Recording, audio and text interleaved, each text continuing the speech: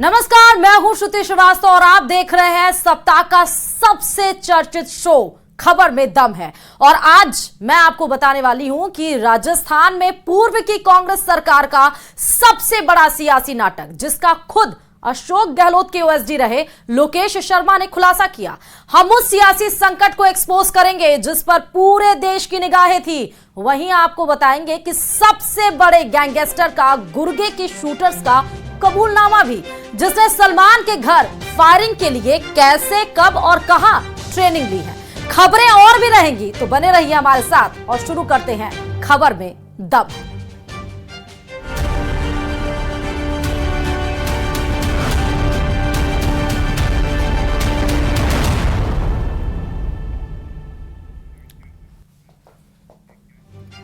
तो खबर में दम है, बात करेंगे सियासी संकट का टैपिंग बम, क्योंकि राजस्थान की राजनीति में हमेशा धमाके होते रहते हैं। कभी कभी विधायकों की बाड़ेबंदी, कभी लाल डायरी तो कभी फोन टैपिंग प्रदेश की राजनीति को हमेशा चर्चा में रखती है। और अभी पूर्व सीएम अशोक गहलोत के ओएसडी के खुलासे राजनीति में भूचाल लाए हुए हैं। इस फोन टैप कांड से किसे झटका लगेगा? क्या लोकेश शर्मा किसी के इशारे पर ऐसा कुछ कर रहे हैं?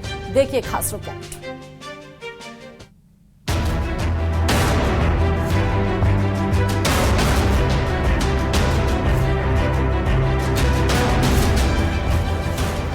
जुलाई 2020 सबसे बड़ा राजनीतिक घमासान। इस तरह के आरोप लगाए गए कि हमको कैद किया गया है बीजेपी के द्वारा, जबकि हमारा उनसे किसी प्रकार का कोई संपर्क नहीं हुआ है। विधायकों की बाड़ेबंदी, बड़ा सियासी संकट।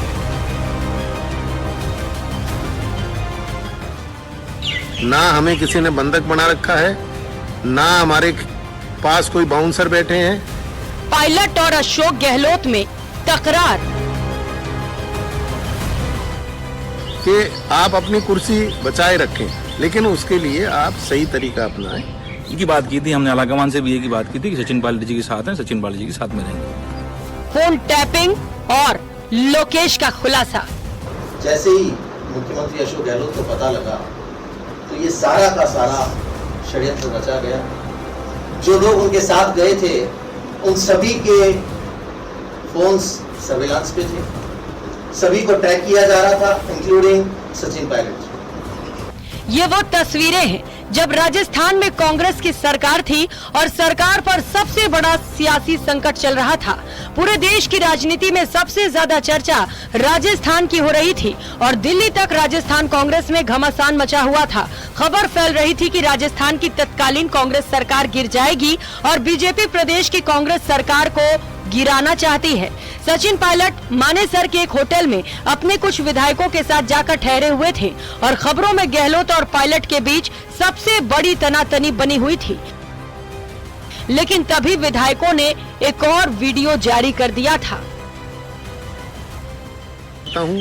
ना हमें किसी ने बंधक बना रखा है, ना हमारे पास कोई बाउंसर बैठे हैं, ना हम कोई बीमार हैं, ना हम कोई आंसू बहा रहे हैं, ना हम वहां आने के लिए तड़प रहे हैं। कि आप अपनी कुर्सी बचाए रखें, लेकिन उसके लिए आप सही तरीका अपनाएं। इस तरीके गलत आरोप ना लगाएं। की बात की थी हमने, आलाकमान से भी ये की बात की थी कि सचिन पायलट जी के साथ हैं, सचिन पायलट जी के साथ में रहेंगे। और आखिर वही हुआ जिसका उस वक्त मुरारी लाल मीणा ने अंदेशा जताया था। 2023 में विधानसभा चुनाव हुआ, सत्ता पलटी और बीजेपी की सरकार बन गई। लेकिन सत्ता बदलते ही पूर्व सीएम अशोक गहलोत के ओएसडी लोकेश शर्मा ने जुलाई 2020 की उस घटनाक्रम को लेकर सारा खुलासा कर दिया।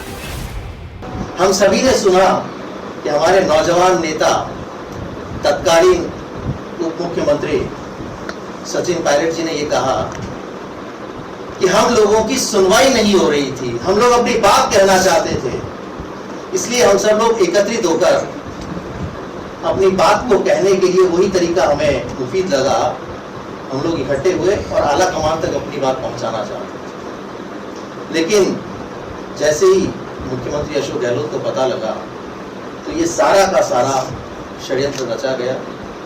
जो लोग उनके साथ गए थे उन सभी के फोन्स सर्विलांस पे थे, सभी को ट्रैक किया जा रहा था, इंक्लूडिंग सचिन पायलट। पूर्व मुख्यमंत्री अशोक गहलोत के ओएसडी रहे लोकेश शर्मा ने लोकसभा चुनाव के दूसरे चरण के मतदान से 2 दिन पहले ही एक प्रेस कॉन्फ्रेंस करके राजस्थान की राजनीति सियासत में उबाल ला दिया।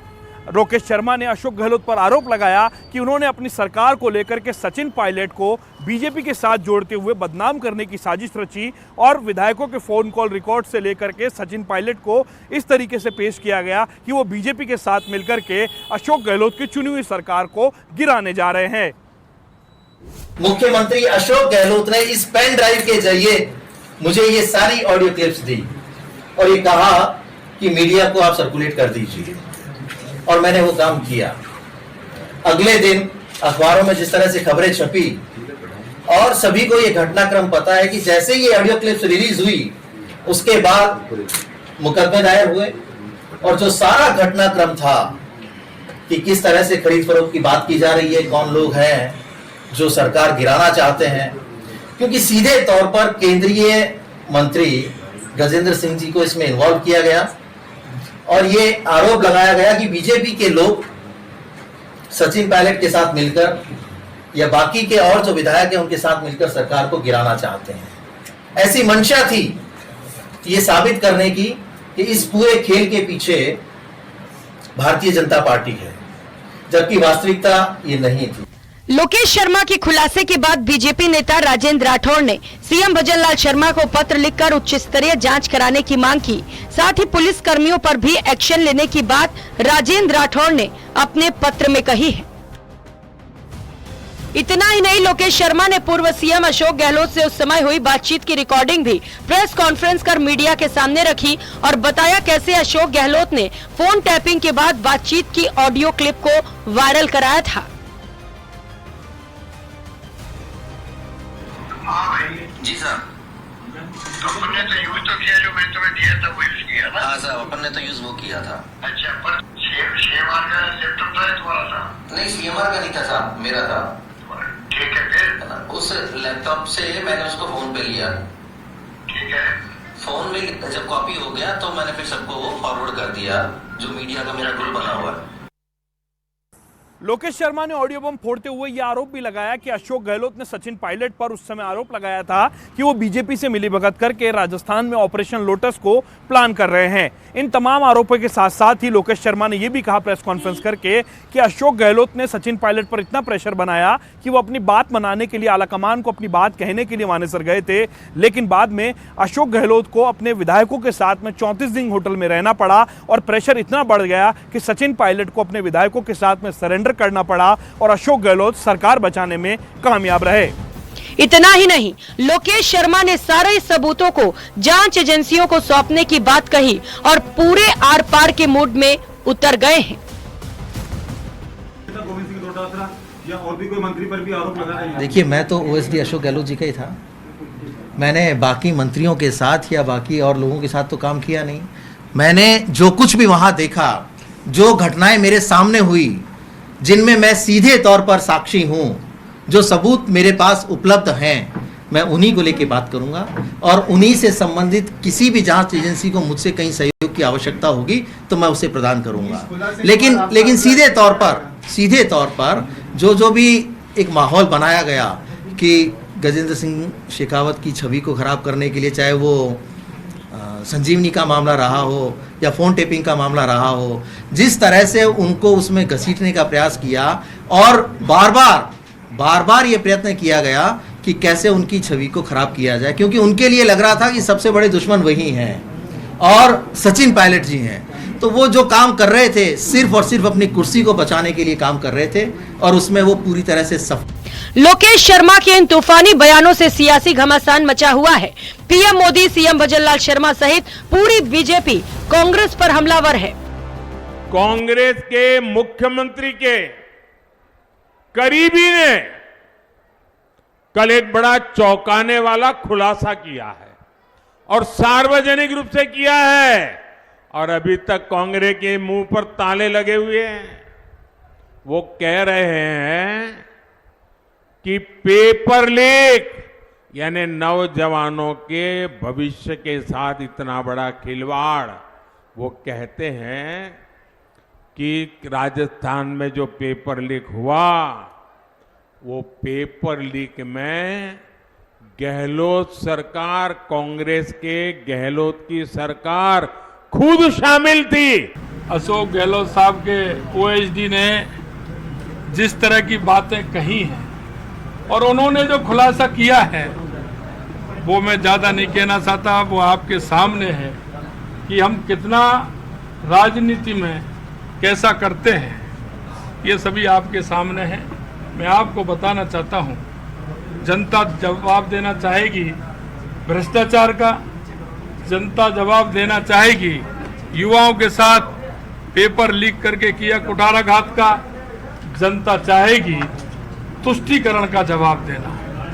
बीजेपी कांग्रेस पर हमलावर है। राजेंद्र राठौड़ जांच की मांग कर रहे हैं, तो वहीं कांग्रेस ने लोकेश शर्मा के बयानों को सिरे से खारिज कर दिया है और इसे गलत बताया है। ऑडियो कोई कुछ बना सकता है, ऑडियो में क्या है, ऑडियो दम है क्या? मतलब जिसमें ऑडियो दम है हमारे शेखावत साहब का, जो सरकार गिरा देते हमारी, अमिताभ जी और धर्मेंद्र प्रधान और ये गजेंद्र सिंह शेखावत, वो ऑडियो लेके फिरा ना सीबीआई हमारे एसीबी वाले, अभी तक कोई संबंध नहीं दे रहे। वो किसमें क्या दम होता है? चुनाव के पहले जीतने के लिए हथकंडे किए जाते हैं, हम उनकी परवाह नहीं करते हथकंडों की। एस्टैब्लिश इस तरीके से किया जा रहा था कि पूर्व मुख्यमंत्री के सीएम हाउस के अंदर ये साजिश रची जा रही है, इस तरीके से। भाई मैंने कहा हमको कौन क्या बोलता है, कौन कब ज्वाइन कर रहा है बीजेपी, पता नहीं पड़ता है। जैसे करप्शन की शिकायत हमारे ऊपर होती है नेताओं पर, जैसे जाओ बीजेपी में आप वॉशिंग मशीन लगी हुई है, आप बिल्कुल पार्क साहब निकल जाते हो। आप हैं कौन? एक कर्मचारी, पुरानी सरकार के, वो मुकदमा दर्ज होना चाहिए इस व्यक्ति के खिलाफ। क्या कर रही है राजस्थान की सरकार? कल आपके सचिवालय का कोई व्यक्ति इस तरह से आके और मुख्यमंत्री के फोन टेप कैसे कर सकते हो आप? और आप कह रहे हो कि सर्वलाल, मैं राजस्थान में कैबिनेट मिनिस्टर था उनकी सरकार में, कोई सरकार में फोन टेपिंग नहीं होती थी। फालतू की बातें करता है। और आज कल वोटिंग है और बीजेपी वाले पहले तो ईडी, इनकम टैक्स, सीबीआई को आधार बनाकर लोगों को डराते थे। अभी ऐसे जो कमजोर लोग हैं जिनको पता नहीं कोई लालच दिया या डराया है, पता नहीं क्या किया, वो पेपर लीक पर भी बोल रहे हैं, सब पर बोल रहे हैं। तो तुमसे सर्टिफिकेट चाहिए क्या? कभी अशोक गहलोत के बेहद नजदीकी रहे लोकेश शर्मा अब अशोक गहलोत के ही धुर विरोधी हो गए हैं। लोकेश शर्मा ने कई खुलासे किए हैं और सबूत जांच एजेंसियों को देने तक के दावे भी कर दिए हैं। अब इस पूरे मामले को लेकर के राजस्थान की सियासत में उबाल तो है ही है, लेकिन क्या इस पूरे मामले की जांच पड़ताल होती है, और अगर होती है तो जांच पड़ताल के बाद क्या कुछ सामने आता है, इसका सभी को बेसब्री से इंतजार है। कैमरा पर्सन दिलीप चेची के साथ लवली वधवा, न्यूज़ 18 जयपुर। और अब खबर में दम है, बात करेंगे अधूरा प्यार, तकरार और फिर मौत की। चुरू के एक होटल में ब्यूटी पार्लर चलाने वाली लड़की की मौत की गुत्थी अभी भी पूरी तरह से सुलझी नहीं है। परिवार उसको आत्महत्या के लिए उकसाने का आरोप लगा रहा है, लेकिन सवाल अभी भी बना हुआ है कि उसको इतना बड़ा कदम आखिर क्यों उठाना पड़ा। देखिए रिपोर्ट।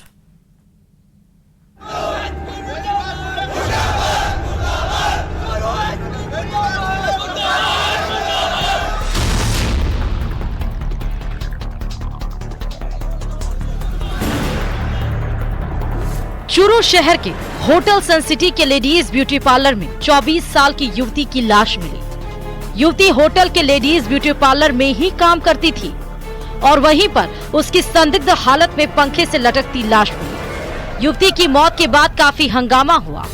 युवती के परिजनों ने उसको आत्महत्या के लिए उकसाने का आरोप लगाया।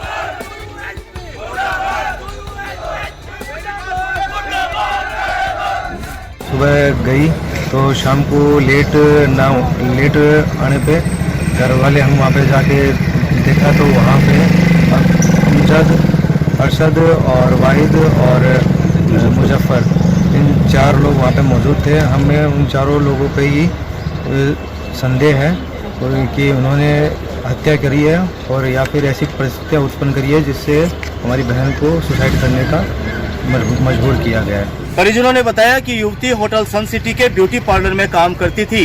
देर रात तक जब वह वापस घर नहीं लौटी तो उसके पिता रात को 10 बजे के करीब ब्यूटी पार्लर पहुंचे, जहां ब्यूटी पार्लर का दरवाजा बंद था। उसी समय वहां होटल संचालक अरशद, वाहिद और मुजफ्फर पहुंचे, जिन्होंने पिता को अंदर जाने से रोक दिया। लेकिन जब वो जबरदस्ती अंदर गए तो उन्होंने देखा कि युवती का शव फंदे से लटका हुआ था। वारदात की सूचना शहर में आग की तरह फैलने के बाद माहौल तनावपूर्ण हो गया। इसके बाद विश्व हिंदू परिषद, बजरंग दल और बीजेपी कार्यकर्ताओं ने नामजद आरोपियों की तुरंत गिरफ्तारी की मांग को लेकर मोर्चरी के सामने नारेबाजी करते हुए प्रदर्शन किया।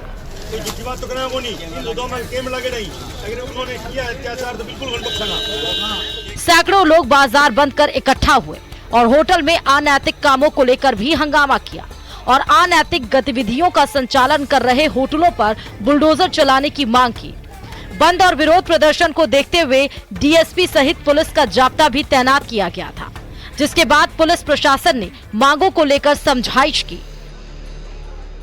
जिनको अरेस्ट कर रखा है उन पे तफ्तीश जारी है और एफएसएल रिपोर्ट और जो कार्रवाई है वो पूरी तरीके से हो रही है। और जो अड्डा था उस अड्डे को भी परमानेंट सील करने के लिए हम सब लोगों ने कहा है। प्रशासन ने पूर्ण आश्वासन दिया है कि तुरंत ही अनैतिक करने वाला जो अड्डा था जहां उस बहन की हत्या हुई है उस अड्डे को भी परमानेंट बंद किया जाएगा। इसके अलावा अवैध गतिविधियां जो हैं उन सब पे लगाम प्रशासन लगाएगा, ये उन्होंने आश्वासन दिया है और हमें पूरा विश्वास है प्रशासन पे निष्पक्ष तरीके से वो कार्रवाई करेगा। और अगर नहीं करता है तो ये पूरी चूरू की जनता और हम सब संत लोग कल भी तैयार हैं, परसों भी तैयार हैं।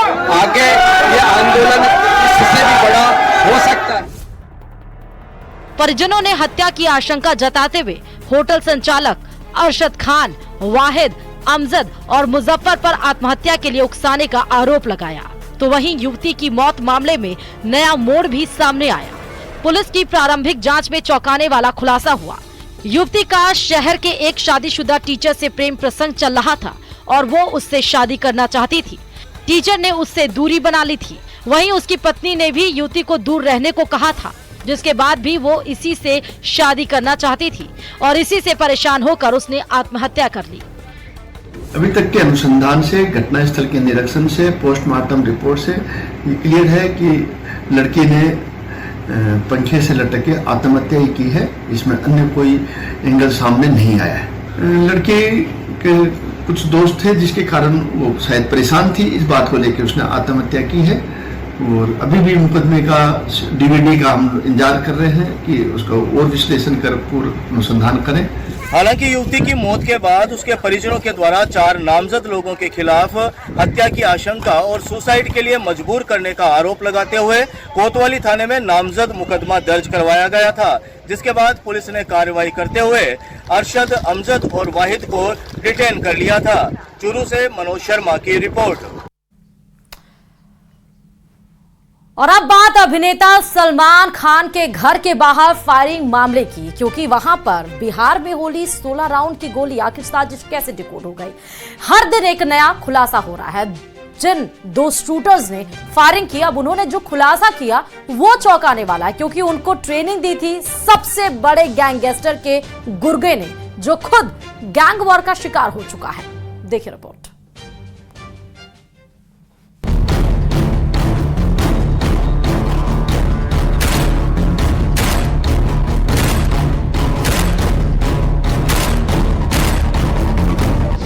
सबसे बड़े गैंगस्टर का गुर्गा, शूटर्स का गुंडा। सलमान के घर फायरिंग, कितने दिनों की ट्रेनिंग। गैंगवॉर का शिकार गुरु, चेले कर गया तैयार।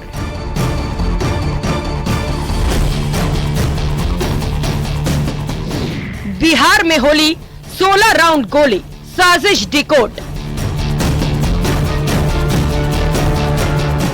मुंबई में सलमान खान के घर पर फायरिंग के मामले में बड़ा खुलासा हुआ है। दोनों शूटर सागर पाल और विक्की गुप्ता ने पूछताछ में खुलासा किया है कि उन दोनों को गन चलाने की ट्रेनिंग अंकित ने दी थी। अंकित से इन दोनों की मुलाकात हरियाणा में हुई थी। सागर पाल और विक्की गुप्ता हरियाणा अंकित मिले। तीनों एक साथ हरियाणा में लेबरिंग का काम करते थे। एक बार सागर पाल और विक्की गुप्ता ने अंकित से पूछा कि तुम्हारे पास इतने पैसे कहां से आते हैं, क्योंकि तुम भी वही काम करते हो जो हम कर रहे हैं। तब अंकित ने लॉरेंस गैंग के बारे में बताया और यह भी बताया कि वारदात को अंजाम देने के लिए उसे पैसे भी इसी गैंग से मिलते हैं। इसके बाद सागर पाल और विक्की गुप्ता ने भी लॉरेंस गैंग से जुड़ने और पैसे कमाने की बात कही थी। सागर पाल और विक्की गुप्ता ने पूछताछ में खुलासा किया कि अंकित अब इस दुनिया में नहीं रहा है और उसकी एक गैंगवॉर में हत्या हो चुकी है। दोनों ने अंकित के जरिए लॉरेंस गैंग को ज्वाइन किया था और अंकित ने ही दोनों को बंदूक चलाने की ट्रेनिंग दी थी।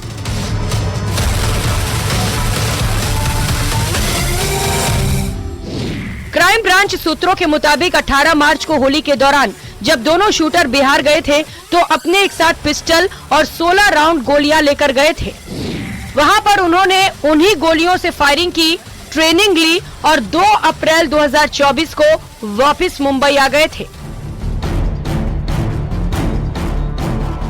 सूत्रों के मुताबिक दोनों शूटर्स को लॉरेंस गैंग के जिन 2 गुर्गे सोनू और तपन ने पिस्टल दी थी, उन्होंने पहले 2 राउंड पनवेल में ही फायरिंग करके बकायदा पिस्टल को चेक किया था। उसके बाद पिस्टल सागर पाल और विक्की गुप्ता को हैंडओवर किया था। बताया यह भी जा रहा है कि सलमान खान के घर के बाहर फायरिंग करने की साजिश भी पंजाब में ही रची गई थी। अनमोल के इशारे पर पंजाब में पहले हमले की साजिश रची गई और फिर शूटरों को मुंबई भेजा गया था। लॉरेंस के दोनों गुर्गे सोनू और तपन 14 मार्च को पंजाब से ट्रेन लेकर 15 मार्च को पनवेल पहुंचे थे और दोनों शूटर्स को 38 राउंड गोलियां और 2 पिस्टल हैंडओवर की गई थी।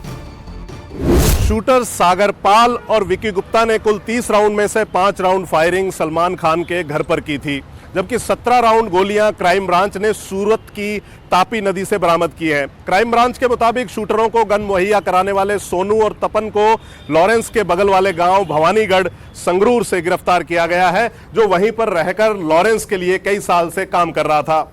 कैमरामैन मान सिंह के साथ हितेंद्र शर्मा, न्यूज़ 18 राजस्थान।